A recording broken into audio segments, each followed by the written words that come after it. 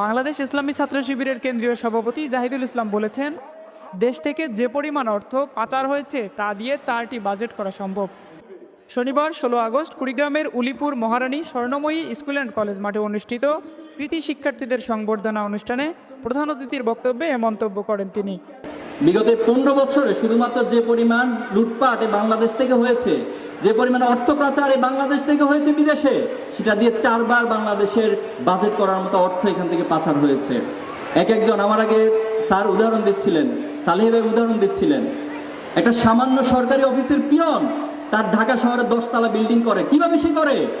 সে মাত্র 15,000, 20,000, 30,000 টাকার বেতন দিয়ে কিভাবে ঢাকা শহরে 20 তলা বিল্ডিং করে? সে তার বিশাল সম্পদের অট্টালিকা করে। নিঃসন্দেহে সেটা আমার তোমার এই অলিপুরবাসী কৃষক যারা, শ্রমিক যারা, তাদের কষ্ট উপার্জিত অর্থগুলো তারা তাদের ভোগ বিলাসে তাদের সম্পদের পাহাড় গড়ে তোলে। তিনি আরও বলেন, রংপুরের আবু সাঈদ জীবন দিয়ে ফ্যাসিস্ট সরকারের পতন ঘটাতে অনুপ্রেরণা জুগিয়েছেন। শিক্ষার্থীদের আগামী দিনের জন্য যোগ্য নাগরিক হিসেবে গড়ে উঠতে হবে।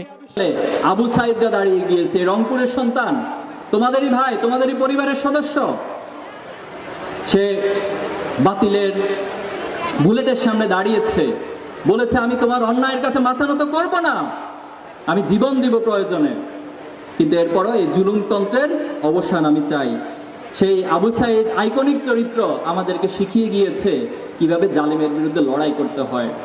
প্রিয় শিক্ষার্থী বন্ধুরা, এজন্য আমি আবারও বলছি, তুমি কোথায় জন্ম নিচ্ছ, কোন পরিবারে জন্ম নিয়েছ, কোন বংশে জন্ম নিয়েছ, এটা খুব গুরুত্বপূর্ণ না, বরং তুমি নিজেকে কোথায় নিয়ে যেতে চাও, তুমি কোথায় স্বপ্ন দেখে নিজেকে পৌঁছাতে চাও, তুমি এই জনপদের জন্য, এই মানুষের জন্য, বিশ্ব মানবতার জন্য কি ভূমিকা রাখতে চাও, এটাই হচ্ছে তোমার অবদান, এটাই মানুষ তোমাকে স্বীকৃতি দিবে।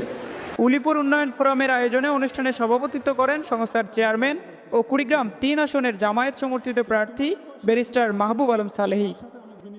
বিশেষ অতিথি হিসেবে উপস্থিত ছিলেন প্রাণীবিদ্যা বিভাগের অধ্যাপক ডক্টর শাহ হুসাইন আহমদ মেহেদি। অনুষ্ঠানে উপজেলার প্রায় 4,000 কৃতি শিক্ষার্থী ও GPA-5 প্রাপ্তদের হাতে ক্রেস্ট ও উপহার তুলে দেওয়া হয়।